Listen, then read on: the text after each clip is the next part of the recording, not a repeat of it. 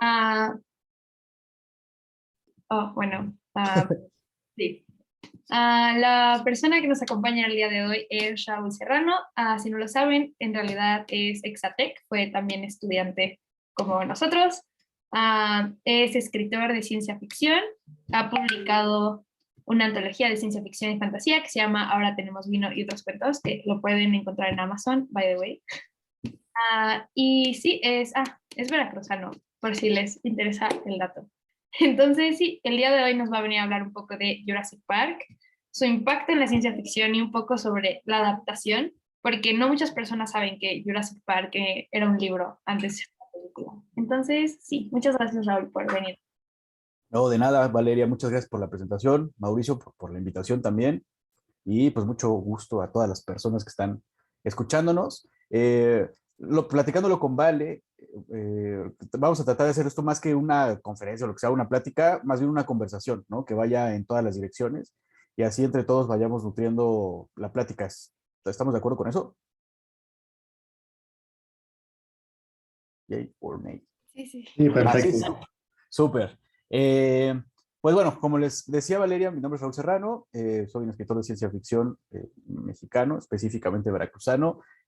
Como platicábamos hace unos momentos, a mí la ficción especulativa, es decir, la ciencia ficción, la fantasía y el terror, pero sobre todo la ciencia ficción, es el género literario, o más bien, yo diría que incluso no solo un género literario, porque vamos a hablar, por ejemplo, de cine, vamos a hablar obviamente de literatura, incluso mencionaremos algunos ejemplos de series de televisión. Entonces yo creo que más bien la ficción especulativa es una herramienta narrativa para contar cualquier tipo de historias relevantes. Y ahorita vamos a irnos yendo mucho más al tema que es hablar de Jurassic Park, de la novela y la película, pero sí quería empezar a compartiendo con ustedes todas estas ideas de cómo la ciencia ficción, más que un género o más que un subgénero, pienso yo, creo, que es una herramienta narrativa que sirve para contar cualquier tipo de historia relevante y para transmitir cualquier tipo de mensaje. Y aquellos de ustedes que disfruten de leer del género o de consumir el género, ya sea otra vez en literatura, cine, televisión,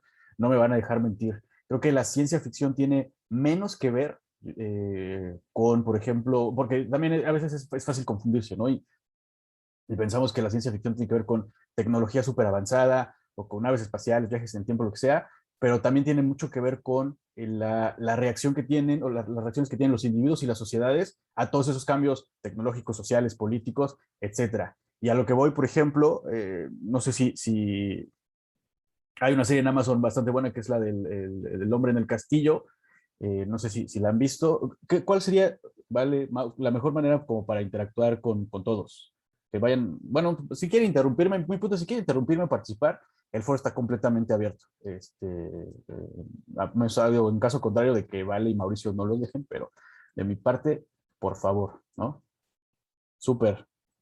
Sí, levantando las manos, ¿no? Entonces, pues estoy poniendo este ejemplo del hombre en el castillo. Esto está basado en una novela de otro autor de ciencia ficción, de los icónicos de las novelas distópicas, como decía que tanto le gustan a Vale, que es Philip K. Dick.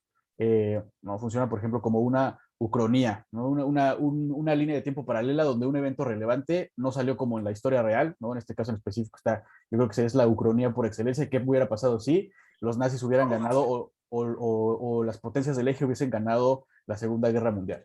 ¿No? Otra novela adaptada a la televisión, o bueno, al streaming, que es de ciencia ficción y a lo mejor no parece en primera instancia, es The Handmaid's Tale, el cuento de la criada, una novela escrita por Margaret Atwood, que tiene menos que ver otra vez, con estos a lo mejor conceptos tan high-end que asociamos a la ciencia ficción, como los viajes del tiempo, lo que sea, la tecnología super avanzada, y mucho más a cambios sociales o premisas sociales que al final los autores o las autoras quieren transmitir, ¿no? Actualmente, por ejemplo, la ciencia ficción está repleta ¿no? de mensajes, por ejemplo, ambientalistas.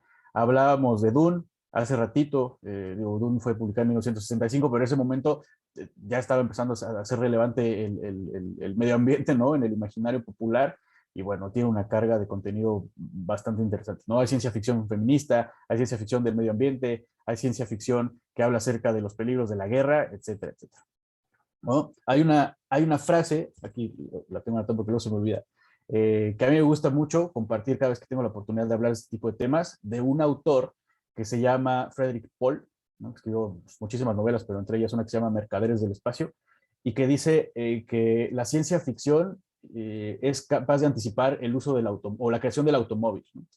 Pero la buena ciencia ficción lo que hace es anticipar el atasco de tráfico, ¿no? Entonces ahí, como un ejemplo bastante claro, a eso se refiere, ¿no? A cuáles son, sí, vale, creo que quiere... Es que no sé, ahorita como lo refieres me hace sonar como que más la ciencia ficción tiene que ver con una cuestión de ciencias sociales más que con la ciencia. Por supuesto, sí, definitivamente. Y digo, no son mutuamente excluyentes, al contrario. Creo que, y ahorita, creo que Jurassic Park, y ahorita que estemos, Mauricio volvió a levantar la mano. Mau, adelante. Sí, lo que decía o sea, creo que se refería como a las consecuencias de dichos inventos. Sería como Yo Robot de Isaac Asimov. Por ejemplo, Ah, ok, ok. sí, sí, sí, totalmente. Creo que los dos están diciendo algo bastante acertado y que son complementarios. La ciencia ficción definitivamente muchas veces sí tiene que ver con avances tecnológicos o con extrapolar, con imaginar cómo sería la tecnología en algún futuro cercano o distante, pero también tiene que ver precisamente con la manera en que los individuos y las sociedades orbitarían alrededor de esos cambios, ¿no? Entonces, eh, ¿sería un cambio positivo? ¿Sería un cambio negativo? ¿Qué pasaría si? Yo creo que es la pregunta por excelencia y creo que ahora está muchísimo pues, presente en todos los que están viendo el What If de Marvel, pero ese qué tal si yo creo que es la pregunta de ciencia ficción por excelencia, ¿no? Ya dependerá de cada autor desarrollarlo hacia tal o cual sentido, ¿no? Muchas veces más de un autor tienen visiones diferentes acerca del impacto de la tecnología en las personas o en los individuos. Hay una frase también de Guillermo del Toro, no es mía, pero a mí me gusta mucho ese director.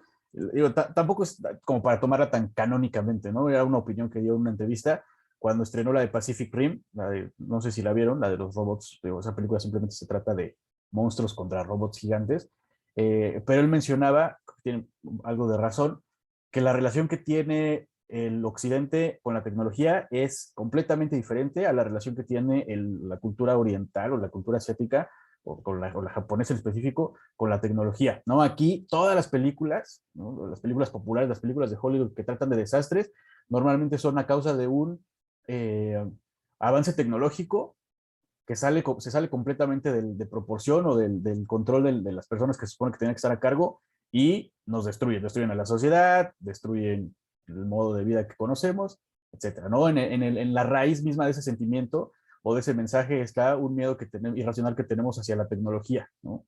Eh, y lo vemos a lo mejor en ejemplos medio bobos como cuando hace muchos años las personas creían que si te tomaban una fotografía te robaban el alma, ¿no? O cuando se empezaron a instalar las primeras redes eléctricas por allá por la época victoriana, pues la gente también pensaba que nos íbamos a morir todos electrocutados y así, ¿no? En general en Occidente. Por el otro lado, decía Guillermo del Toro, que la relación que tiene Oriente con la tecnología es al contrario, es de Salvador. O sea, si vamos a sobrevivir, si vamos a progresar, si vamos a ser mejores personas, mejores ciudadanos, lo que sea, es a través de la tecnología. Y por eso hay un género completo dentro del manga y del anime, que es el género mecha, ¿no? Que es estos robotsotes que son pues la única salvación contra la humanidad, más bien de la humanidad, muchas veces literalmente, ¿no? El ejemplo más claro, y ahorita sí me gustaría que levantaran la mano porque también está medio viejito, el ejemplo es Evangelion, ¿no? Ahí literalmente los robots nos están salvando de dioses, de ángeles. Entonces, esa disparidad de perspectivas también son válidas dentro de la ciencia ficción. Por un lado, gente que cree que la tecnología nos va a destruir. ¿Y por qué? Creo que es también importante que nos cuenten, bueno, ¿cuál es tu idea, güey? ¿Por qué crees que la tecnología nos va a destruir? Del otro lado, la gente que cree, o los autores, los creadores, que creen que la ciencia nos va a salvar. Entonces, bueno, también es válida esa premisa, pero pues desarrollala, ¿no? Cuéntanos una historia que nos interese leer o ver a todos. Entonces, pues con eso en mente, me gustaría que platicáramos un poquito acerca de Jurassic Park y ahora sí para conocer más o menos en dónde estamos. Solo quisiera saber rápidamente quiénes han tenido la oportunidad de ver la película, que yo espero que sean todos, y también quiénes han tenido la oportunidad de leer la novela y quiénes ambas cosas. Oh. Bueno, en lo personal, yo cuando era pequeña, Jurassic Park era mi película favorita. Entonces, como era mi película favorita, yo decidí leer el libro más pequeña de lo que tuve que haber leído Jurassic Park. ¿Cuántos años tenías más o menos, vale? 12, tal vez, 13. O sea, es un libro muy violento. Entonces también es eso. Pues sí, Muy interesante. sí, no digo, ok. Sí, pues tiene una carga violenta definitivamente, pero bueno, no sé qué opinen ustedes o qué opinas tú, Vale, pero no me parece que sea violencia por la violencia misma, ¿estás de acuerdo? O sea, todas las muertes que suceden dentro del parque o de la isla, eh, pues suceden por algún fallo humano, ¿no? O por algún error humano, y lo vamos a platicar más importante, porque y que el verdadero antagonista de la novela, porque creo que en la película podríamos estar de acuerdo quién es, pero quién es el verdadero antagonista dentro de la novela, y gracias a sus decisiones que no son acertadas o a su ambición de más, es que la gente empieza a morir en el parque. No, creo que el aspecto como más cruel, lo que hace como tan violento, o sea, cuando yo lo leí, al principio como que me abrumó, como, wow, cuánta muerte, muchas personas muriendo. Ajá, y de una manera como muy fuerte, porque no lees siempre como una persona asesinada por un dinosaurio. Claro, Ajá, pero también es esta idea de cómo ellos tuvieron el poder sobre esa decisión, y sí, eso me pesó mucho cuando leí el libro, al menos a mí. sí, total. O sea, dices que cómo la gente de InGen o John Hammond específicamente tiene el poder para crear dinosaurios, ¿a eso te refieres? ¿Y Ujú. O cómo, sea, y cómo lo ejerce? ajá, cómo es tanto esta decisión o sea, esta decisión consciente de que ya sabían los riesgos, Ah, claro. era como, no, pero no va a suceder, ¿de qué hablan? Y como cuando lo ven, es como cae toda esa idea de, sabíamos que esto podía pasar, pero como decidimos dejarlo atrás. Entonces, no Claro. sé, Sí, sí, sí. la paradoja de Jurassic Park, supongo. Sí, por supuesto. O sea, y creo que lo vamos a mencionar un poquito más adelante, pero de hecho creo que ese es uno de los mensajes centrales que Michael Crichton, el autor, pues quería comunicar a través de esta novela.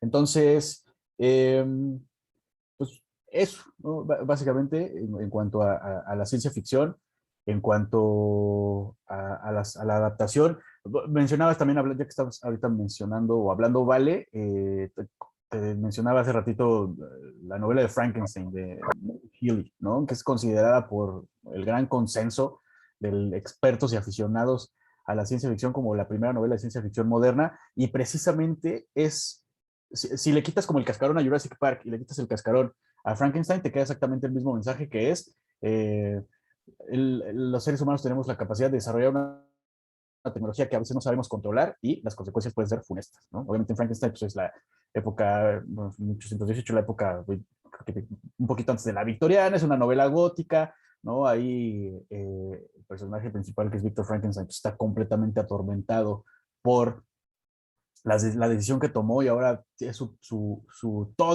y es un poco lo mismo. La decisión que él tomó de crear al monstruo, ¿no? El poder de hacerlo se le sale de las manos, y gente muy cercana a él empieza a morir, ¿no? En este paralelismo con Jurassic Park. Y en la película y en la novela, John Hammond específicamente y su compañía, que es InGen, hacen exactamente lo mismo. Crean una tecnología que son incapaces de controlar, y gente empieza a morir a sabiendas del riesgo que conllevaba, pero pues pudo más. En el caso de Victor Frankenstein, pudo muchísimo más, o fue más fuerte esa sensación de ser o el mejor científico, de crear vida. Y bueno, pues en el de Jurassic Park es exactamente lo mismo, crean vida de la nada. Eh, ¿Tienen algunas dudas? ¿Tiene sentido lo que les estoy contando? Vale, quiere decir algo? Sí, no, yo a comparación de Vale, yo la verdad es que no he leído el libro, sí sabía de la existencia del libro, pero pues no lo he leído. Eso sí, me he visto como todos los reboots que hay de Muchos. Jurassic Park, Ujú, muchísimas veces, porque era una película que me ponía mi papá. claro, Pero sí, en general me gusta mucho porque me recuerda mucho a algo que vi en clase con Luisa cuando estaba en mi último semestre, súper, que tuvimos un bloque específicamente para hablar de ética dentro de la ciencia y correcto. cómo es que a veces como esta ambición, que creo que es lo que pasa, o sea, cuando estabas hablando de que parece que hay muchas muertes, pero en realidad todas las muertes creo que están bastante justificadas porque está dando como ya una enseñanza de como, ok, cuando empiezas a hacer, es como tu ambición, pero después sacrificas como toda la parte ética que hay dentro de esto Entonces tienes que igualarlo, o sea, como que quede como tu ambición por este proyecto, pero también teniendo en cuenta las consecuencias que hay para la humanidad después y para ti también. Claro, totalmente de acuerdo. Se me hace que ese módulo con Luisa de ética en las ciencias está bastante interesante. Yo también lo voy a tomar un día. Eh, pero sí, por supuesto. O sea, aquí incluso podemos empezar a discutir eh, las muertes que suceden en el parque, independientemente en la novela o en la película, valieron la pena en el sentido de que trajeron un bien a la humanidad. Entonces, yo diría que no, ¿no? Y ahorita me gustaría conocer su opinión, pero yo diría que no. O sea, la razón por la que, otra vez volviendo al paralelismo con Frankenstein, la razón por la que Víctor Frankenstein creó vida, creó una vida humana, era, pues, ¿no? Porque quería avanzar la ciencia médica. A lo mejor eso podría haber ayudado pues sí, a la ciencia médica, a evitar más muertes, a prolongar la vida, a, no sé, a cosechar órganos, etcétera, etcétera. Avanzar la ciencia médica en beneficio de la humanidad, ¿no? En el caso de Jurassic Park, ¿para qué quiere John Hammond crear dinosaurios? Pues para hincharse de dinero. ¿Eso es justificable? No, no lo sé. Yo creo que no. Definitivamente creo que no. Por eso, en lo personal, y también me gustaría conocer su opinión, ya nos estamos adelantando un poquito, dentro de la novela, en la película es un poco diferente por la manera en la que lo plantean, ¿no? Incluso nos ponen a otro antagonista muy claro, que es Dennis Nedry, este ingeniero de sistemas ambicioso también, que por negligente, por ambicioso y por vengativo, básicamente causa que todo el parque se vaya, ¿no? Pierda la electricidad, se escapen los velociraptors y todo eso, ¿no? Ahí creo que está muy, muy claro. En la novela, bueno, incluso también en la película, yo creo que es más claro el antagonismo de John Hammond. Es un viejito necio que ya está en el final de su vida, que lo único que quiere es más dinero, que además tiene recursos prácticamente ilimitados, ¿no? En la novela creo que sí explican un poco más que los inversionistas están muy preocupados, entonces pues, sí, no es que sea el rey absoluto de su mundo, si tiene alguien a quien rendirle cuentas. Sin embargo, tiene una actitud temeraria hacia avances tecnológicos o científicos que no alcanzan ni a comprender ni tantito. Ese güey no es un científico, es un hombre de negocios que puso a otros científicos. Eso creo que incluso es un pasaje de una escena de la película en la que el personaje de Jeff Goldblum le está explicando. Es que el problema con esto, con este concepto, es que a ustedes no les costó nada, ¿no? El code dice algo así como, no recorrieron todo el camino, simplemente recorrieron el camino de otras personas que ya lo habían hecho antes que ustedes y dieron otro paso, pero eso no les da no están asumiendo ninguna responsabilidad y no están asumiendo ningún costo, porque ustedes no hicieron virtualmente ningún sacrificio por alcanzar esta tecnología. Entonces, sí, o sea, y eso es una de las bellezas de la película, me parece, incluso de la novela, que no solo en un sentido superficial o en un universo superficial, sí, por supuesto, todos estamos encantados con los dinosaurios, los efectos especiales de aquella época, en 1993, y bueno, creo que han envejecido bastante bien, eran impresionantes, ¿no? La banda sonora, el guión, las actuaciones, todo lo que sea, es una película de ciencia ficción y de acción perfecta, ¿no? Te puedes sentar, no me acuerdo quién lo mencionaba, que se lo ponía a su papá y seguramente la disfrutaron los dos, o la disfrutas con tu familia, con tus amigos, con tu pareja, lo que sea, y así.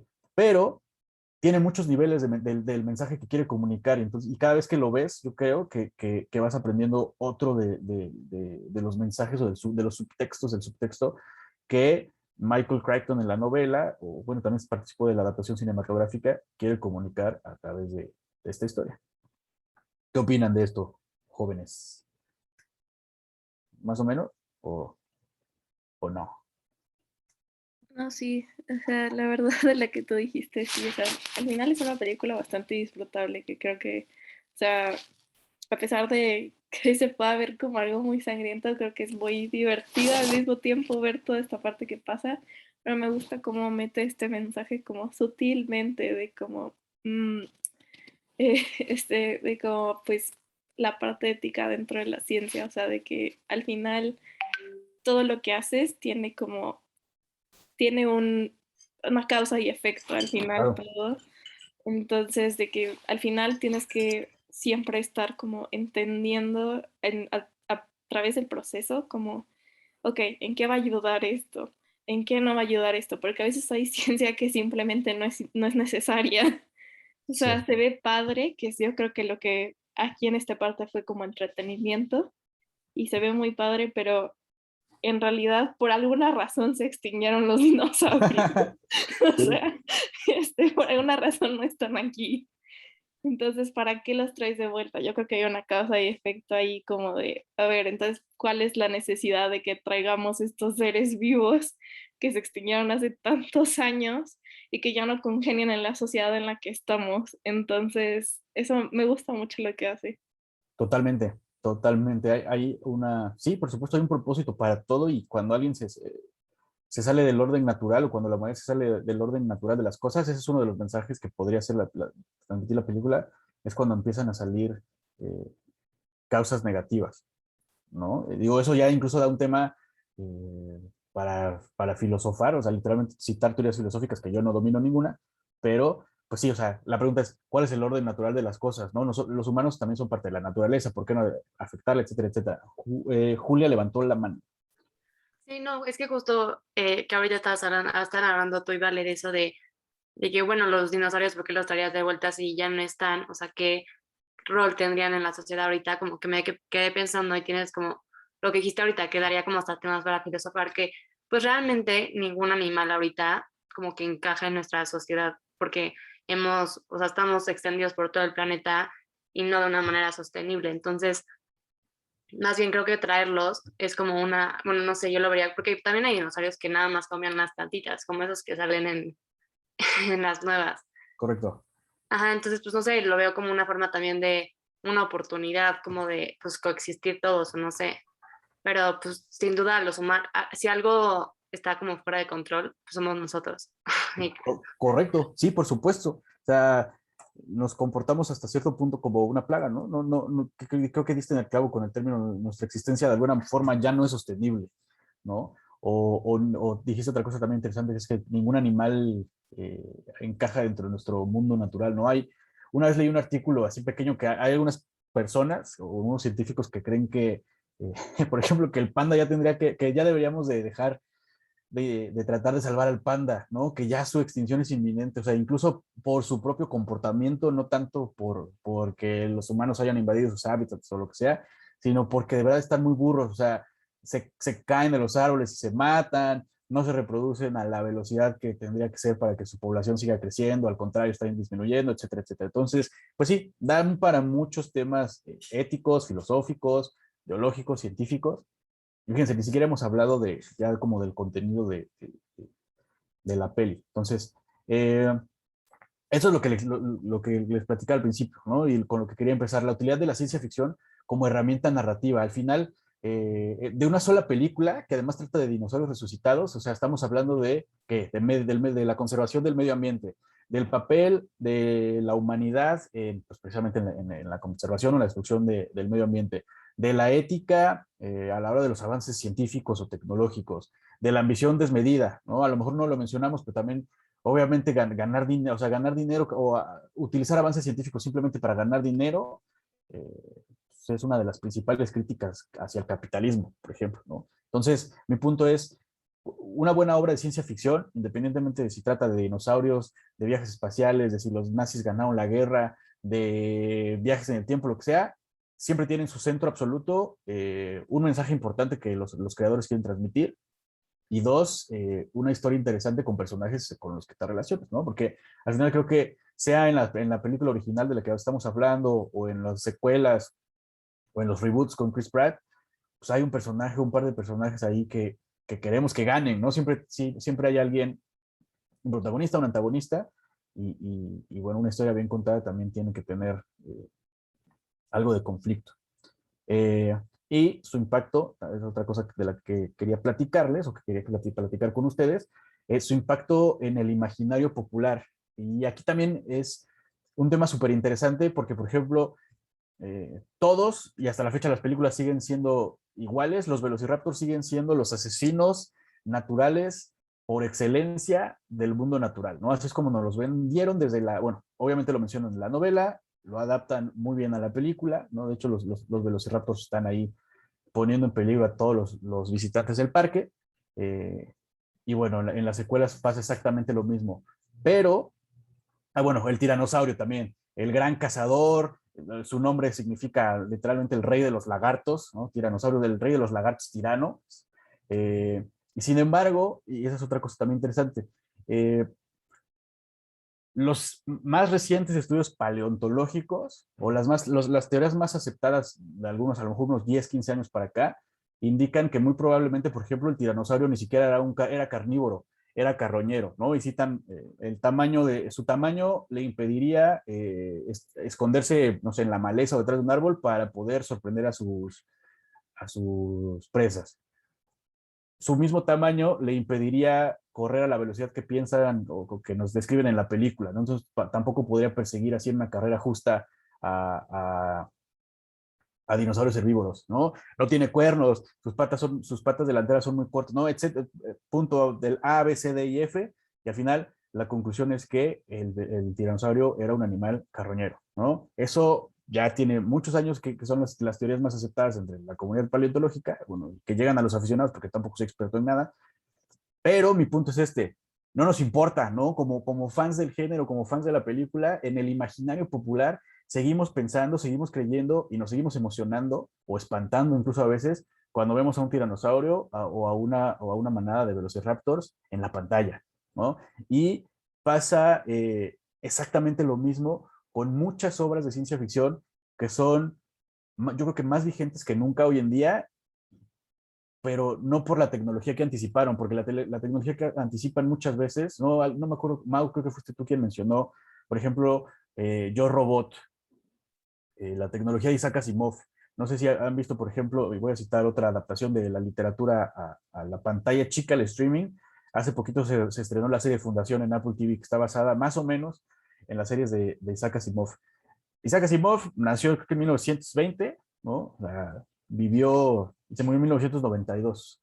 Vivió muchos años, pero pues le tocó que la Segunda Guerra Mundial, el inicio de la utilización de cintas magnéticas, que seguramente son cosas que ustedes ya nunca han visto, ¿no? Como dispositivos de almacenamiento de información, ¿no? Cassettes, cintas magnéticas, etcétera, etcétera. Y él, en los 40 y en los late 40s, cuando empezó a escribir sus novelas, él imaginaba que la tecnología iba a ser así, pero potenciada, ¿no? Entonces, los records que hacían con los videos que utilizan en las naves de la Fundación siguen siendo tecnología de cintas magnéticas. Él, por supuesto, fue el boom de la energía nuclear, digo, armamentizada a través de las bombas atómicas, pero también como una fuente de energía sustentable, con muchísimo potencial en aquel entonces era visto. Entonces, todo para él funcionaba con energía nuclear, ¿no? Desde tu rasuradora hasta, pues, obviamente, los reactores de las naves espaciales funcionaban con energía nuclear. Hoy, el presente es completamente diferente a lo que anticipaba Isaac Asimov. Sin embargo, otra vez, la relevancia de sus obras sigue siendo pues, más vigente que nunca, porque la gente no leía tanto las obras de Isaac Asimov porque fuera a anticipar la nueva tecnología que iba a regir en 20 o en 30 o en 40 años. Lo leía porque él imaginaba para dónde podía ir la tecnología y otra vez daba un mensaje de alerta de si nos vamos por aquí podemos caer en este problema, etcétera, etcétera. Entonces de eso está plagada toda su obra, sus cuentos, que son muchísimos, las novelas de los robots, las novelas de la Fundación, todo más o menos orbita en el mismo sentido. Y a eso voy con el impacto en el imaginario popular. Fer, por favor. También sería por esto porque a raíz de muchas historias de ciencia ficción hay un pánico moral muy grande hacia la inteligencia artificial. Claro, por supuesto que sí, mi estimado Fernando. O sea, y es más, di un ejemplo tú y yo te voy a decir otro ejemplo de historias de ciencia ficción en las que la inteligencia artificial es el villano de la historia. Así que esa es la de tres. Primero tú, dime un ejemplo. No tengo así un ejemplo concreto ahorita. Bueno, se me ocurre Matrix, pero claro, eso quién sabe qué tan alejado sea. No, por supuesto, Matrix, Terminator. Bueno, ya con esos son los que tenía en mente, pero sí, por supuesto, otra vez, es un gran comentario. En el imaginario popular, la inteligencia artificial es el enemigo por antonomasia de los seres humanos. O sea, hay muy pocos ejemplos. En Halo, ¿no? No sé si han jugado Halo del 1, 2, 3. El 4, el Guardians, ya va a salir el Infinite. Y en el Guardians, bueno, creo que desde el 4, Cortana, que fue la gran ayudante del Master Chief, ya se volvió loca. Ya es otro antagonista de la saga. Me parece que levantaron la mano Sofía y alguien más. Pero primero fue Julia. Ah, Julia.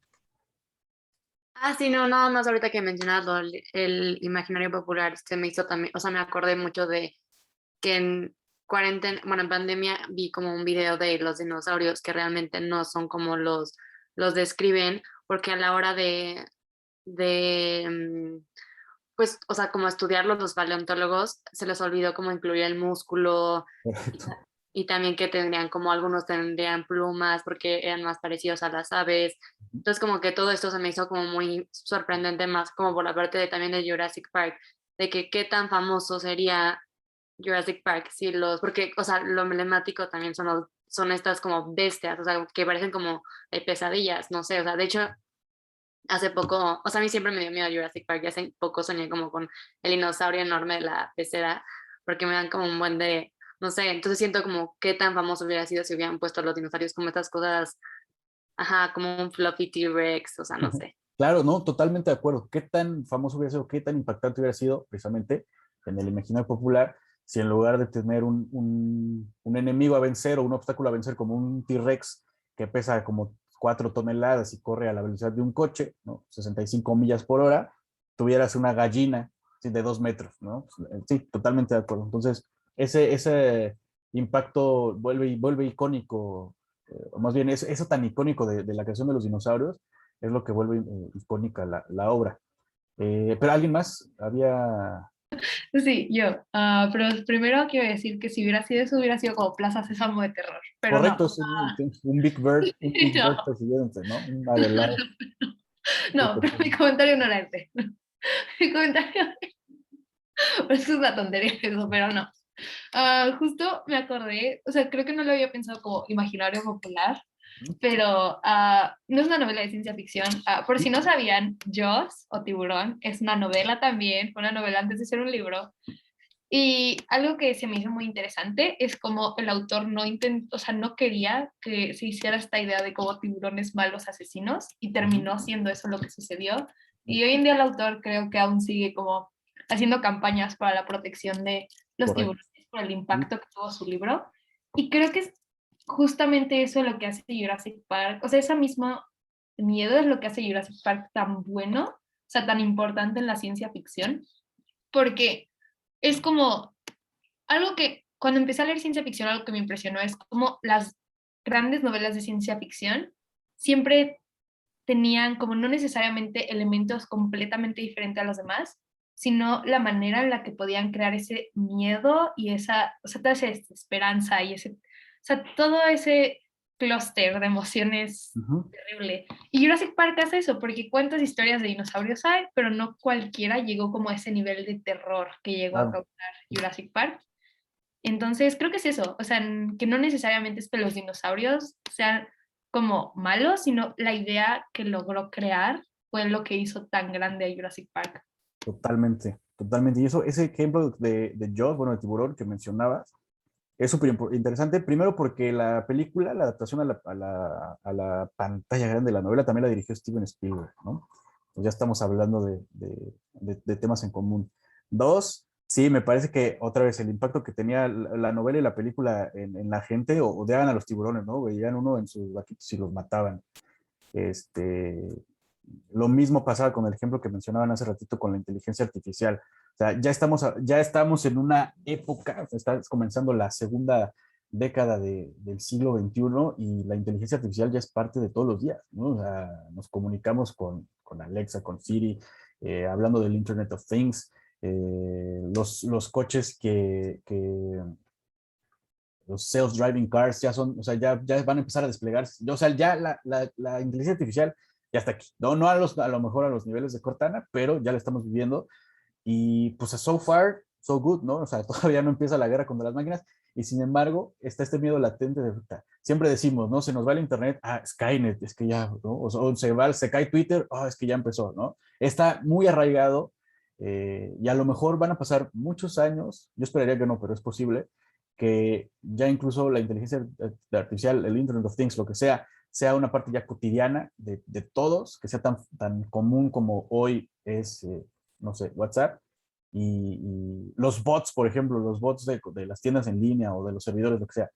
Y aún así, debido a toda esta potencia que tienen los mensajes en la cultura popular, en el imaginario, puede ser que le sigamos teniendo miedo a la inteligencia artificial. Esos son grandes comentarios. Pero bueno, entonces vamos a hablar rapidísimo, como comparando la novela con la película, porque más o menos algunos, creo que todos hemos visto la película varias veces, no todos hemos leído la novela, pero esto es como un comparativo muy rápido y muy sencillo, porque tampoco me quiero clavar. La película fue publicada en 1990 por este señor, que se llamaba Michael Crichton, ya falleció. Escribió muchas novelas de ciencia ficción, y muchas de ellas fueron, bueno, no solo de ciencia ficción, pero y muchas de ellas fueron adaptadas al cine. No sé si alguna vez tuvieron la oportunidad de ver una protagonizada por Antonio Banderas, me gusta la de 13 Guerreros, no tiene nada que ver con ciencia ficción, yo la vi de niño, creo que no envejeció tan bien, pero cuando yo la vi está bastante interesante, una que se llama Esfera, etcétera, etcétera. Otro de sus grandes logros, hablando de la televisión, es que fue uno de los co-creadores de una serie de médicos antes de Grey's Anatomy que se llamaba ER, que no sé si ustedes la han visto porque ya salía George Clooney, seguramente sus papás, sus mamás o personas más grandes de su familia si la han visto, fue muy popular, pues él también la creó, ¿no? Y esto creo que es muy importante, como voy de tiempo, ay, bueno, pero estamos hablando de ciencia ficción dura.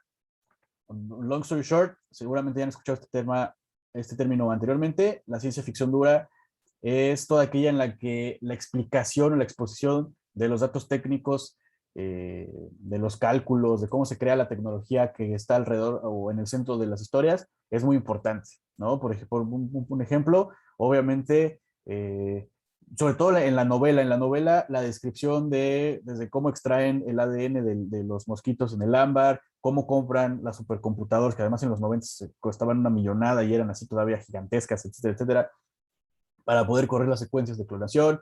Todo eso es integral para contar la historia, ¿no? En la ciencia ficción blanda, simplemente podría decir, por ejemplo, que puede ser un ejemplo de ciencia ficción dura, las historias, incluso aunque sean las pioneras del género, las de Julio Verne, ¿no? Si alguna vez han tenido la oportunidad de leer, no sé, de la Tierra a la Luna, 20.000 leguas de viaje submarino, etcétera, Julio Verne le encantaba dar una descripción de todos los cálculos necesarios para que el cohete llegara a la Luna, ¿no? O para que el Nautilus navegara los 7 mares, o lo que sea. Sí, adelante, Julia. Ay, perdón por interrumpir, pero No, creo que para de nada. hecho Julio Verne se imaginó el submarino muchísimo antes de que existieran, ¿no? Sí, por supuesto.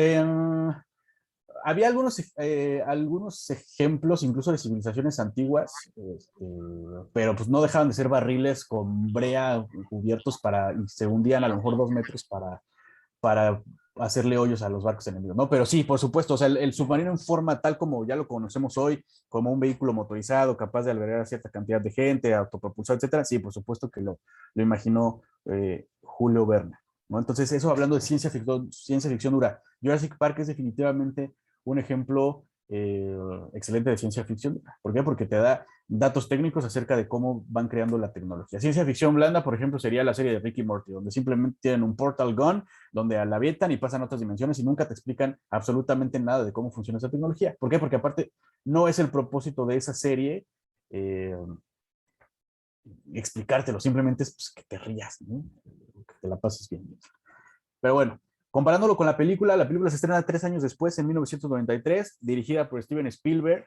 El guión, esto a mí me parece muy importante porque la adaptación al screenplay de la novela también participó Michael Crichton, ¿no? Y muchas veces pasa, y creo que lo pueden notar, cuando simplemente un estudio compra los derechos de una novela y hace una adaptación extremadamente libre de la novela o del cuento, de la historia, es cuando dices, no, como que, pero hay muchos otros casos en los que el mismo autor de la novela participa y entonces, bueno, se asegura que de alguna u otra forma pues la calidad o el mensaje que quiere transmitir se transmita también a través de la cinematografía, que esa es otra cosa que me gustaría platicar con ustedes, porque la literatura, la prosa o las novelas y la cinematografía son dos lenguajes completamente diferentes.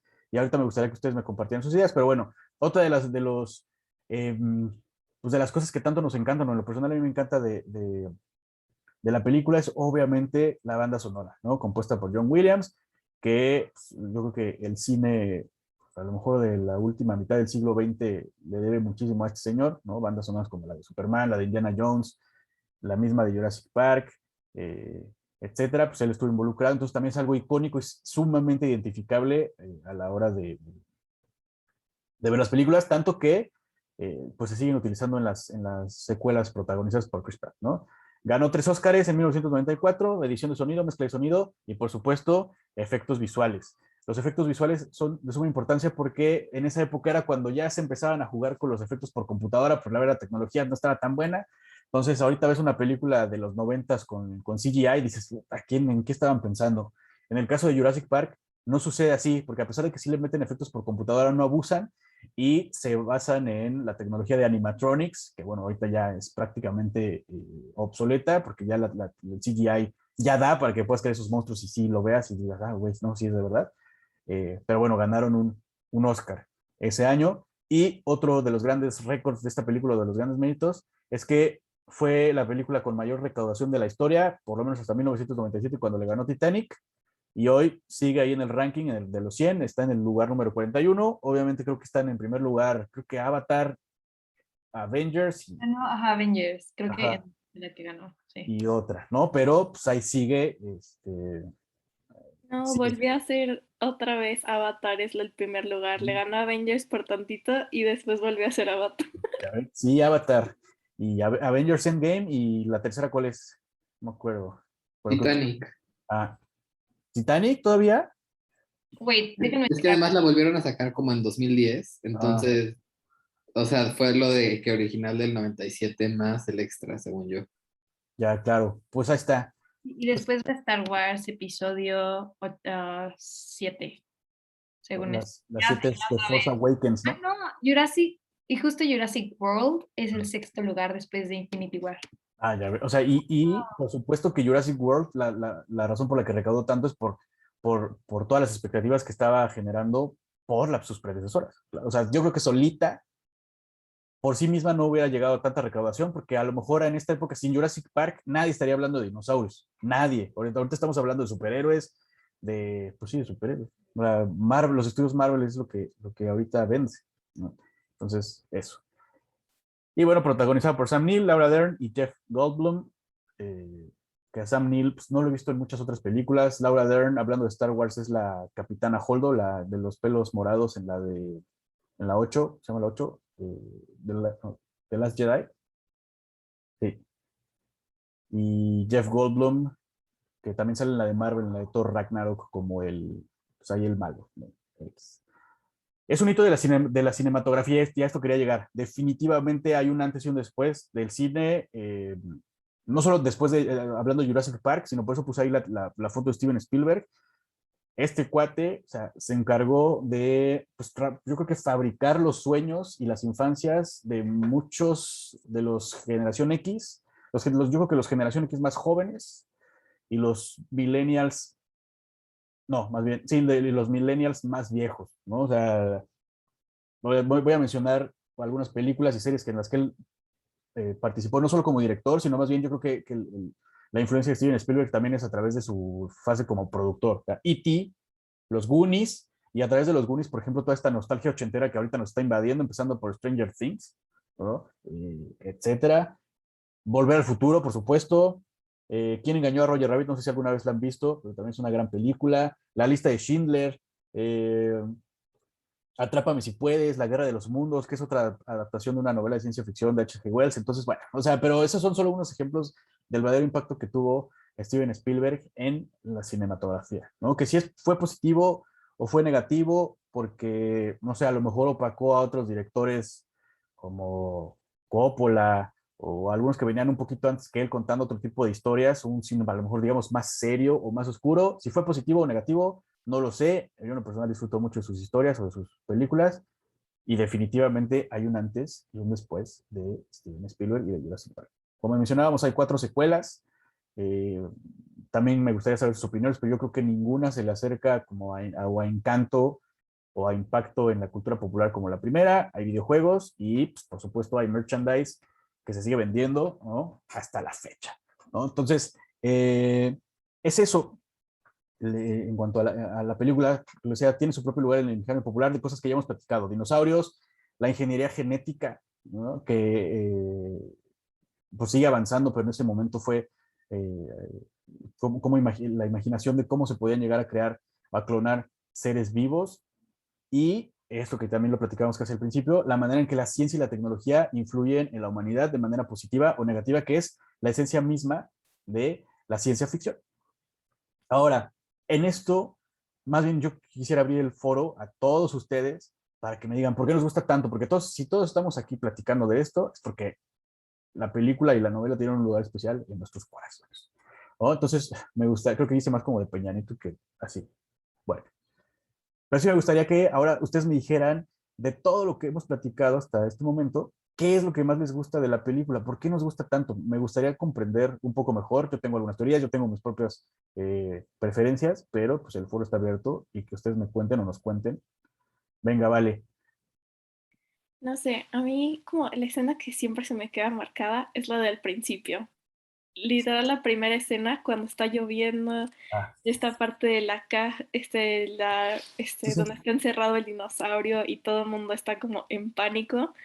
Esa parte, hasta el día de hoy me sorprende cada vez que veo esa parte, porque está muy bien planteada. O sea, ya te explica como este enemigo que parece como el enemigo en común que tienen, que es el dinosaurio, pero al final el enemigo está entre ellos, entonces está como... Y después es muy cruel, o sea, ya al momento de que lo veía decía como, ok, sí, a mí me da miedo esta parte, pero al mismo tiempo se me hacía muy cruel lo que le estaban haciendo al dinosaurio, porque al final es un animal igual. Claro, Y es muy curioso que entre animales igual, o sea, que sería como pues, nosotros los seres humanos que al final somos animales, tal vez ya con una inteligencia mayor, pero yo creo que al mismo tiempo es la misma esencia y por qué lo estás tratando así. Es un ser vivo al final. totalmente. Y ya, y está muy curioso porque igual las señales que les, o sea, cuando les dicen de como qué tienen que hacer, etcétera, no sé, esa imagen también a mí se me hacía muy cruel lo que le estaba diciendo, de como que le intentaron amarrar y todo esto. Y sí, no sé, esa es la imagen que más me impacta. Igual me acuerdo mucho de la segunda película donde se Ujú. comen a una persona, el Los que principio son de la chiquitos, película. los chiquitos, ¿no? Sí, Sí, claro. Sí, por supuesto. Y creo que ambas son, pues sí, escenas icónicas y al principio de cada una de las pelis. Creo que te enganchan, te cuentan en poquitos minutos cuáles son los verdaderos peligros, ¿no? Porque si no fueras consciente del peligro que representan los dinosaurios para los humanos, dirías, ah, no, qué hueva, pero desde el principio te lo ponen. Ok, súper. Muchas gracias, Vale. Levantó la mano, creo Fer. que Fer y Mauricio, ¿no? Y Valeria Arroyo. A ver, adelante. ¿Por qué Fer? Pues yo tengo dos razones. Ah, Una, es también, sí, y creo que me gusta el Jurassic Park por la misma razón que me gustan temas como el Titanic, por ejemplo, y toda su historia, es porque tiene este elemento como de la grandeza de lo que pueden crear los humanos, está como límite de la ciencia y ¿mm? hasta dónde podemos llegar, que te deja impresionado, porque, o sea, especialmente si sabes bien como de dinosaurios, pues ver a una criatura majestuosa que existía hace millones de años en carne, enfrente, o sea, si realmente te lo imaginas, ha de ser una de las vistas más asombrosas que puedes tener. Entonces, es algo que de niño especialmente, que me gustaban mucho los dinosaurios, también me cautivaba. Y en el segundo aspecto es el aspecto también de lo macabro que Ujú. tiene la película y de este mensaje como crudo que manda sobre si llegas a llegas lejos, pero a qué costo, ¿no? Me gusta, por ejemplo, especial, que creo que la primera lo hace particularmente bien, no sé cómo sea con el libro, que es que te dan como estas pistas de que sí, pero esto es peligroso porque, mira los velociraptors que se devoraron a la vaca en 3 segundos, ¿y por qué tienes que tener estas rejas tan altas y tan fuertes? O sea, ¿contra qué te están protegiendo? ¿Es necesario incurrir todo este riesgo en el peligro? ¿Qué pasa si hay una falla, no? Y cómo va incrementando todo esto y hay muerte y culmina en un caos precioso. Y son esas cosas que de niño y hasta hace como pocos años que volví a ver la película, me fascinaban, la verdad, y me tenía atrapado. Entonces sí, esas son las razones de por qué me gusta bastante Jurassic Buenísimo. Park. Gracias, estimado Fer. Pues sí, creo que sí, totalmente de acuerdo. Eh, y creo que ahora que lo pienso y que lo mencionas, la manera en que presentan y complementando también un poco lo que decía, creo que fue Sofía, eh, o vale, pero sí, o sea, en pocas escenas, por ejemplo, te muestran, en la primera escena el Velociraptor se ve entre las rejas, ¿no? Y sin embargo se ve el impacto del daño o el daño que es capaz de hacer, ¿no? Luego las rejotas, cómo se come la vaca, no lo ves, no los ves hasta, ¿qué? A lo mejor una media hora dentro de la película y sin embargo ya dices, "Ay, güey", ¿no? Y ahora, esa es otra cosa que también me parece relevante del género, de la ciencia ficción, me refiero.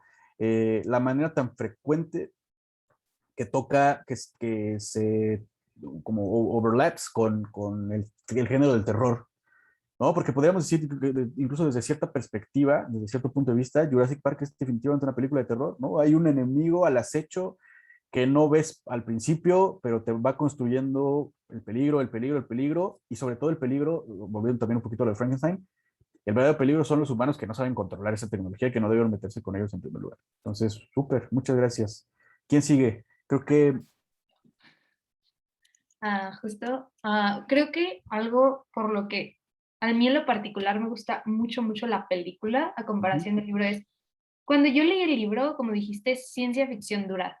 O sea, aunque no sea del todo accurate, ah, tiene tanto como, o sea, tiene tanto fundamento científico. O sea, hoy en día que a mí me gusta mucho la biología molecular, digo, oh, wow, mucho de esto no tiene nada de sentido, pero cuando lo lees dices como, claro que sí, ¿de qué estás hablando?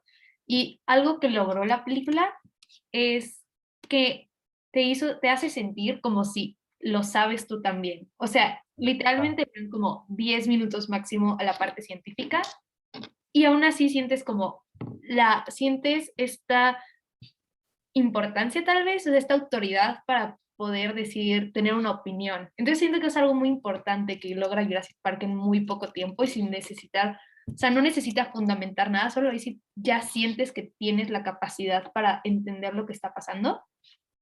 Y creo que también lo que hace, o sea, en lo personal, Jurassic Park se me hace una película perfecta y en parte creo que también es este excelente uso de efectos visuales, soundtrack, de muy buenas escenas de thriller, ajá, que el libro está lleno de descripciones y lograron pasar, o sea, porque no puedes tener un narrador en una película, pero logró de una manera tan buena ese suspenso sin necesidad de meter algo, solo como que infieras tú mismo lo que va a pasar. Simplemente es una excelente manera de contar historias, creo, correcto. lo que hace tan bueno a Jurassic Park. Totalmente de acuerdo contigo, Vale.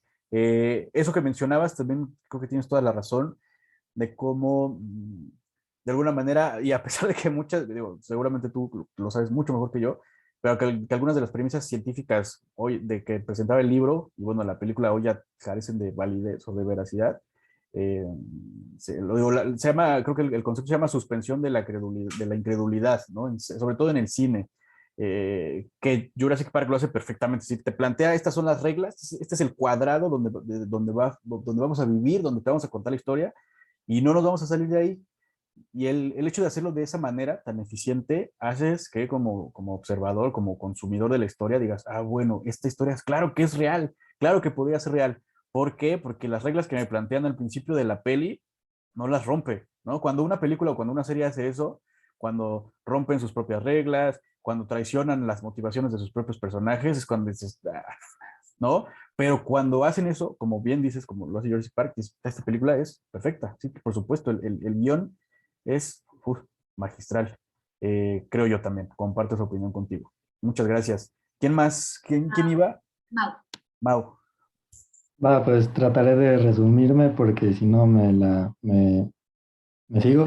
A mí me gusta porque te plantea cosas de las que ya hablamos. Por ejemplo, ¿realmente los dinosaurios son los malos? Al final nosotros somos en la película los que estábamos jugando a ser dioses y algo que me pegó bastante, digo, obviamente la primera trilogía es mil veces mejor que las de Chris Pratt, pero en las últimas, no me acuerdo si era en la primera nueva o la segunda nueva, pero cuando dejan a la isla y se ve el dinosaurio que ya no me acuerdo cómo se llama, con el cuello largo y nada más ves cómo lo consume la lava, Sí. es como de, pues nosotros los trajimos, o sea, y luego los abandonamos a su suerte, como por qué, y aparte es como que esa tiene como simbología para mí, porque aparte de ese mismo dinosaurio, o bueno, esa especie, fue la primera que vimos tal cual cuerpo completo en las películas cuando John Hammond les dice, bienvenidos a Jurassic Park y suena la musiquita y ya todos se quedan viendo, pero, o sea, sí, también los fundamentos científicos, como dijeron, como que sí se lo explican a los niños, pero hasta como un adulto dices, tiene sentido, debe ser cierto y ya es como, ah, mira, muy bien. Y en parte, eh, algo así están haciendo los científicos para no hacer, no me acuerdo qué, con ADN de mamuts y así, pero Así creo que quieren resucitar a los mamuts, ¿no? ajá. Cierto.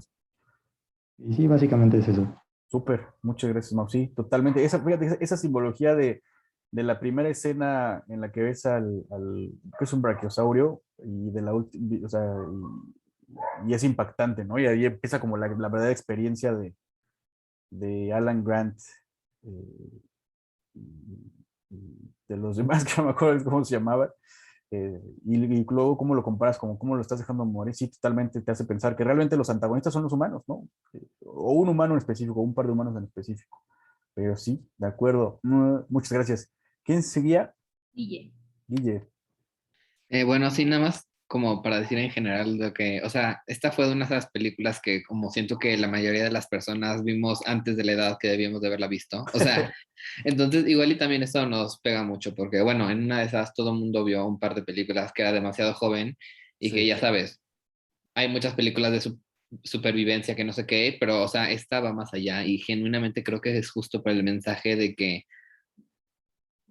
lo que estaban comentando ahorita de que te pega mucho de, pues nosotros mismos nos metimos aquí, ¿me entiendes? O sea, de nosotros creamos los dinosaurios, nos cerramos en el parque, incluso, o sea, lo que más me impactó fue justo el personaje este que mata toda la electricidad, ¿no? Que ahorita se me olvidó el nombre. sí, Pero sí fue de que, o sea, creo que esa es la razón por la que ha sobrevivido en el tiempo, porque, a ver, películas de supervivencia slash horror hay 30,000, ¿no? Y aunque esté muy bien dirigido, que la toma, que el sonido, que la música, creo que lo importante es que te deje el mensaje que hay y que por eso todo el mundo lo recordamos, porque siento que es una, que genuinamente, o sea, si tienes 3 neuronas, dices, pues aquí los tontos que provocamos esto somos nosotros, ¿no? claro. Y o sea, genuinamente creo que por eso es que ha perseverado en el tiempo. Sí, creo que estoy de acuerdo que además de digamos que los valores de producción, ¿no? Que lo que mencionaste, sí, hay un mensaje ahí y que sigue resonando, ¿no? Porque aparte creo que no pierde, no ha perdido vigencia, ¿no? Como bien dices. Perfecto, muchas gracias, Guille. ¿Quién seguía? Julia. Julia. Adelante, Julia. Ay, a mí me se me hace interesante como esa parte de que traten, bueno, como que nos hagan empatizar como más con los dinosaurios que con nuestra misma especie. Ujú. Y siento que no solo lo hace Jurassic Park, siento que lo hacen como, o sea, en general la sociedad está viendo una serie que se llama Atlanta, que como que se burlan de eso de, o sea, de cómo literal le tenemos como más compasión a un perro o así que a nuestra propia especie. Y, o sea, en algún modo, pues también es triste y como que también como reflexionar de que por qué somos, o sea, por qué estamos de alguna manera también como alienados de nosotros o de nuestra misma especie. Y pues siento que Jurassic Park como que sí refuerza mucho esto de como no culpar a los dinosaurios y como o sea, bueno, empatizar mucho con los dinosaurios y hay pobre dinosaurio así cuando, o sea, justo lo que decías, que no es tanto culpa de los humanos, es culpa de algunos Claro. cuantos. Sí, pero tienes toda la razón. O sea, eso de que empatizamos, digo, como observadores, ¿no? Más con los dinosaurios que con los humanos, por ejemplo, o sea, quién sabe cuántos otros, por ejemplo, volviendo al tema de la película, cuántos otros trabajadores del parque estaban ahí atrapados. Bueno, en el libro se mencionan, en la película no, pero nunca nos decimos, ay, que habrán sobrevivido al huracán o se los habrán comido. No, estamos como, ay, güey, pobres, ¿no? Pobres dinosaurios. Sí, totalmente, también es un comentario válido. Y sí, por supuesto, el antagonismo en realidad no es, creo que el mensaje no es que toda la especie humana es malvada en sí misma, ¿no? Sino que hay ciertos responsables de las tragedias, eh, en este caso. Muchas gracias, Julia. Creo que ya no hay más, ¿verdad? No sé, Muy bien. ¿alguien tiene algo que decir? Entonces podemos seguir. Súper. Pues en realidad, sigo como construyendo esta conversación.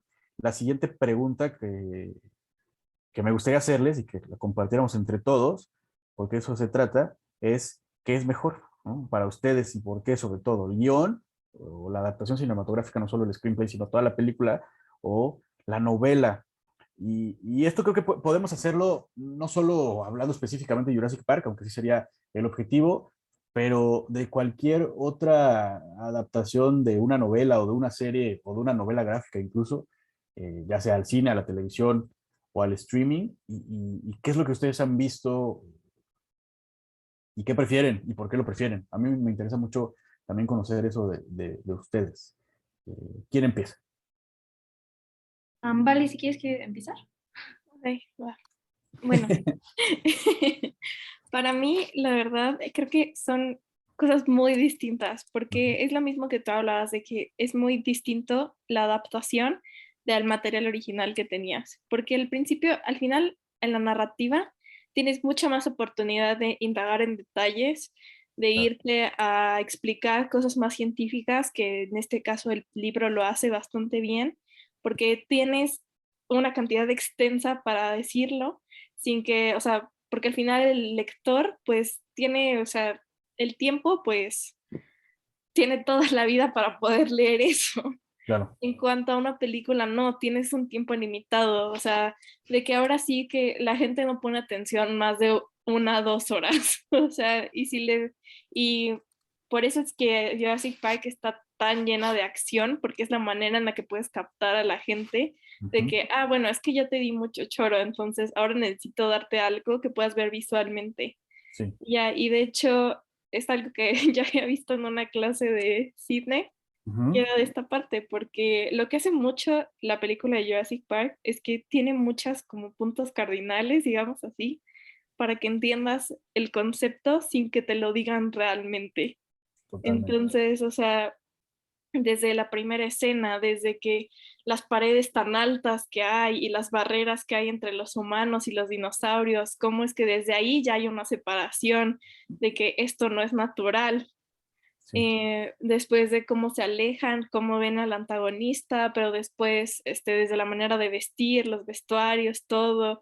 En la explicación científica pues se tiene que dar rápido porque pues tienes que tener en cuenta de que la mayoría de tu público tal vez no tiene idea o nunca se ha acercado a un tema así y no puedes llegar y decirles como, ah, sí, darles un montón de datos científicos que no van a entender porque al final va a quedar completamente distinto, o sea, nadie le va a gustar. Entonces necesitas explicar estas cosas súper complejas con algo que sea como universal. totalmente. Sí. Y por eso es que creo que es muy difícil, o sea, obviamente la novela es mucho más completa, Ujú. claro que sí, pero pues al final creo que la mejor manera de comunicar el mensaje y para que la gente lo entienda es a través de una película. Sí, estoy de acuerdo contigo, ¿no? Y mencionas algo súper importante que es lo que seguramente en tu clase de cine te lo dijeron, que es el show don't tell, ¿no? Esto de, puta, cuando a un espectador pones a dos, o sea, en una película pones a dos personajes a decirle, como bien sabes, los dinosaurios, dices, puta, qué hueva, güey, ¿no? Pero este es el tell, ¿no? Es show don't tell, entonces te enseñan precisamente lo que acabas de escribir. Las vallas súper altas, electrificadas, y entonces dices, ay, cabrón, estos dinosaurios, o sea, sí están, ¿no? Sí hay que tener cuidado de ellos, ¿no? Y en realidad escenas de exposición hay, pues sí hay, la verdad, porque todas las películas deben tener cierta exposición, pero no está sobresaturado, ¿no? No todo el tiempo, y creo que bien lo dijiste en la novela hay hasta gráficas, hay hasta campanas de distribución normal, hay tablas, eh, que también se disfrutan mucho cuando las estás leyendo y cuando las estás entendiendo, pero creo que también diste completamente en el clavo, que cuando estás leyendo un libro, digo, cuando le estás viendo una película, ya en tu casa, pues también tienes todo el tiempo del mundo, ¿no? Pero cuando estás leyendo un libro, pues tú dispones del tiempo a la hora que tú quieras, ¿no? Cuando estás en una sala de cine, que precisamente es cuando digo, ahorita ya con el streaming, pues da igual un poco, ¿no? Pero cuando estás viendo una También película en la es algo que había visto cuando dijiste esto de Show Don't Tell, es que al ajá, final, cuando me acuerdo de un comentario que dijo Vale, que es como que a pesar de que te lo dicen como en 10 minutos todo, tú entiendes lo que Correcto. está pasando. Y Ujú. eso es lo que, o sea, si lo dijeras en un diálogo literal, o sea, el público diría como que creen que soy estúpido. Entonces, Sí, pues no lo puedes decir así literal, porque después suena muy obvio. Es como cuando dices como, oh, el café está muy caliente y después enseñas una imagen del café humeando. O sea, ¿por qué claro. me lo dices 2 veces? Sí, sí, totalmente.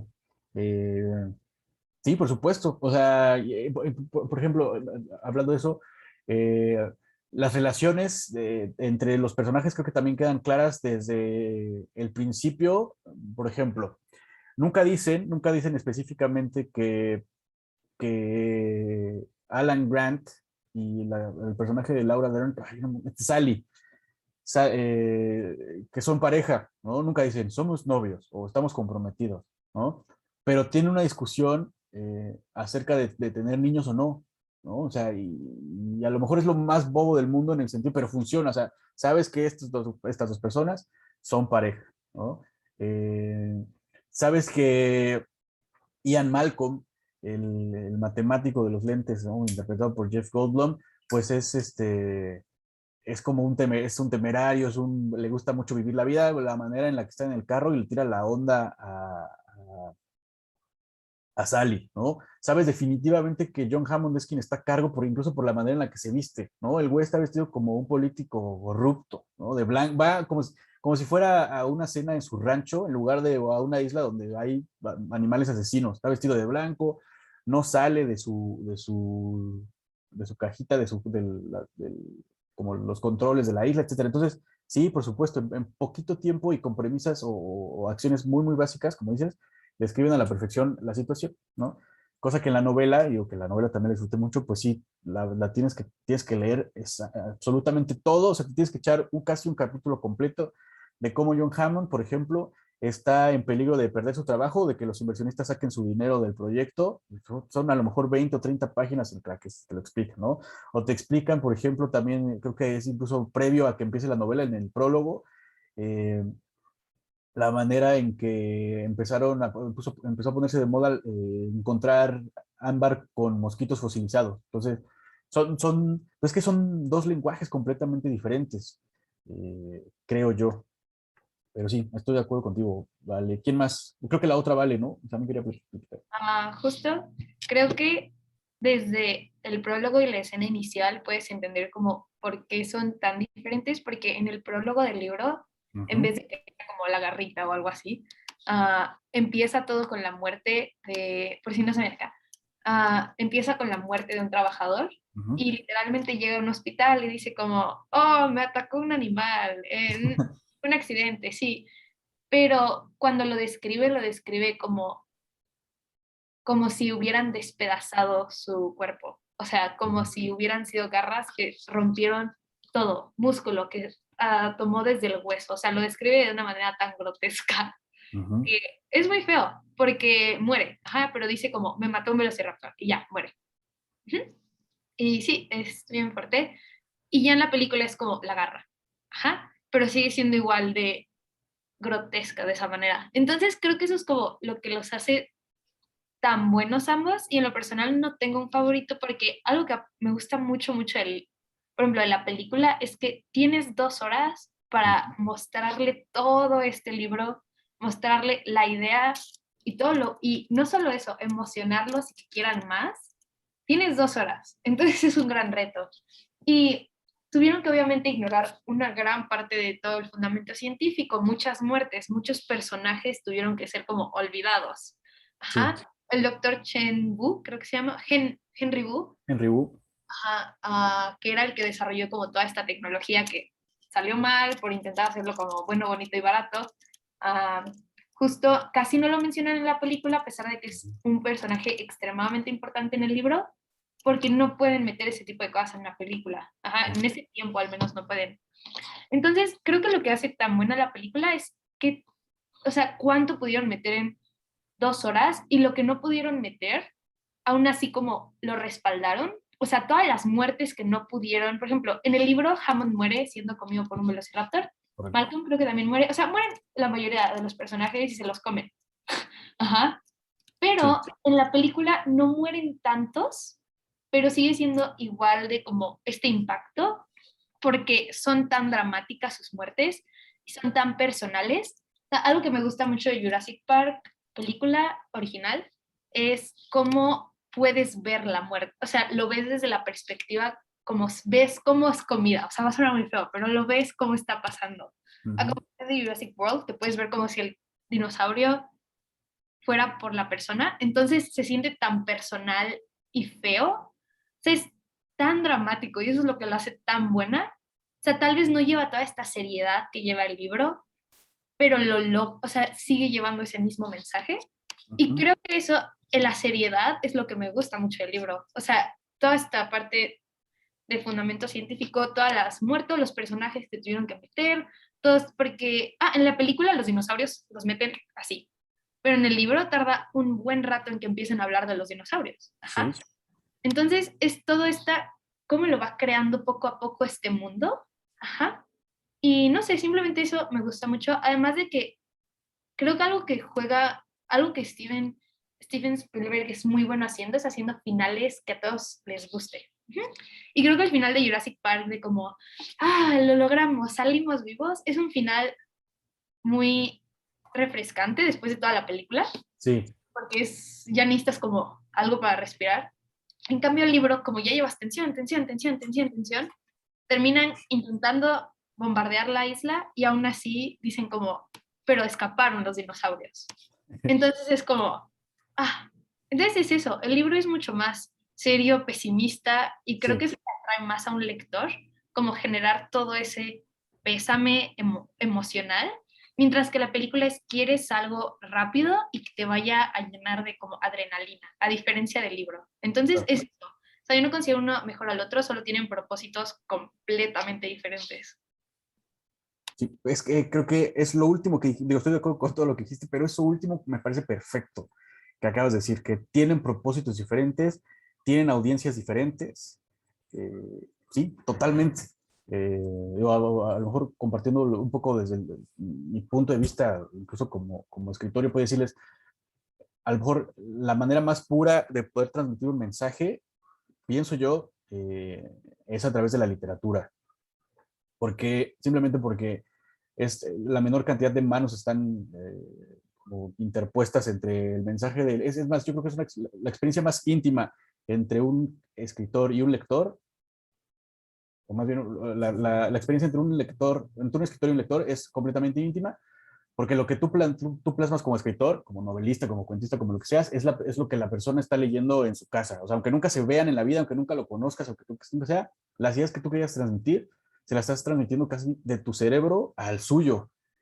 Sí, por supuesto, siempre hay un proceso de edición, de corrección ortotipográfica, siempre hay un editor que le mete mano, etcétera, etcétera, pero yo creo que es la manera más pura de transmitir un mensaje.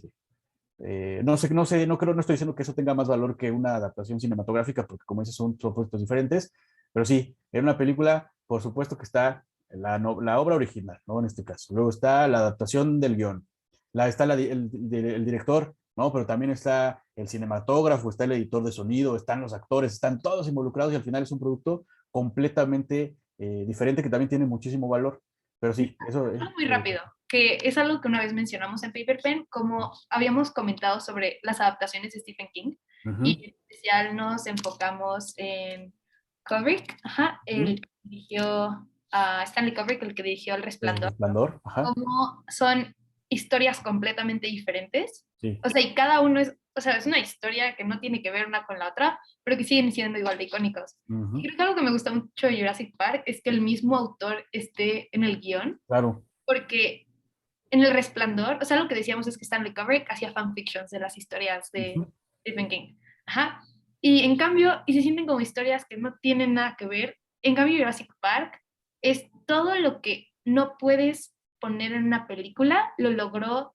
O sea, todo lo que no podía poner lo dejó y lo que necesitaba lo puso. Entonces, el hecho de que fuera el mismo autor es excelente. Sí, como si hubiera destilado, como si la película fuera un destilado de la, de la esencia misma de la novela, ¿no? Más o menos podremos resumirlo así. Sí, más o menos. Súper, pues muchas gracias. ¿Alguien más? No he leído la novela, entonces me abstengo. Gracias, Mau. Eh, pues eso era lo que tenía preparado para compartir con ustedes y que ustedes compartieran conmigo, personas. Me dio mucho gusto la invitación. Muchas gracias por su tiempo. Yo disfruté mucho de esta plática. A mí me encanta platicar de todos estos temas. Eh, y pues nada, si a alguien le interesa seguir con la conversación de ciencia ficción, de novelas, de películas, de series, pues ahí está, bueno, mi correo y bueno, así me encuentran en redes sociales. Y pues otra vez, muchas gracias, Vale, Mau, por la invitación. Muchas gracias a todos y nada, pues, disfruten la noche. Gracias. Si alguien se quiere quedar a hacer una pregunta, Raúl, pues Sí, Muchísimas gracias. yo sí tengo una pregunta, entonces, y lo voy a hacer de una vez. sí, vale, claro. Como cuando empecé a leer novela distópica, Ujú, por ejemplo, yo empecé creo que con Fahrenheit ujú. y me enamoré completamente y estaba tan impresionada y dije como, wow, lo amo. Ajá, y luego leí todo, leí Frankenstein, sabía, toda novela distópica, ya. Ajá. Y cuando leí Frankenstein me impresionó, o sea, es uno de mis libros favoritos, porque dije como en ese momento, ¿cómo puedes pensar algo así? O sea, cómo verdaderamente este proceso de pensamiento en el que tenía que estar Mary Shelley tuvo que ser impresionante. Entonces, cuando me puse a pensar como en las grandes novelas distópicas, al menos como mis favoritas, dije como todas son no necesariamente tan diferentes, pero todas como supieron trabajar muy bien con aspectos individuales y desarrollarlos mucho. Claro. Como autor te quería preguntar, ¿cómo haces, o sea, cómo encuentras un buen tema para una novela de ciencia ficción, considerando que ya hay chorro mil novelas de robots, chorro mil, no, o sea, ya hay todo. Sí. Ajá. Entonces, ¿cómo se crea un buen, o sea, cómo trabajas con un tema y lo haces tuyo? Ah, Creo que es mi pregunta. creo que lo acabas de decir.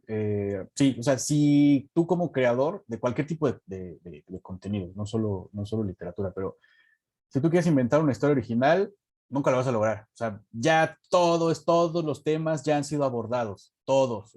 Hablando de novelas distópicas, lo que sea, ¿no? Invasiones extraterrestres, virus, guerras, inteligencia artificial, todos ya han sido abordados de alguna u otra manera, ¿no? Entonces, uno, ¿cómo creas tu mensaje original? Uno, no te preocupes por eso, porque no lo vas a lograr, no vas a lograr ser 100% original nunca, ¿no? Eh, Incluso hay algunos teóricos, antropólogos, psicólogos, ¿no? Por ejemplo, no sé si han escuchado acerca de Joseph Campbell, a mí me gusta citarlo, que dice que pues, en realidad solo hay una historia, ¿no? El monomito o el viaje del héroe, ¿no?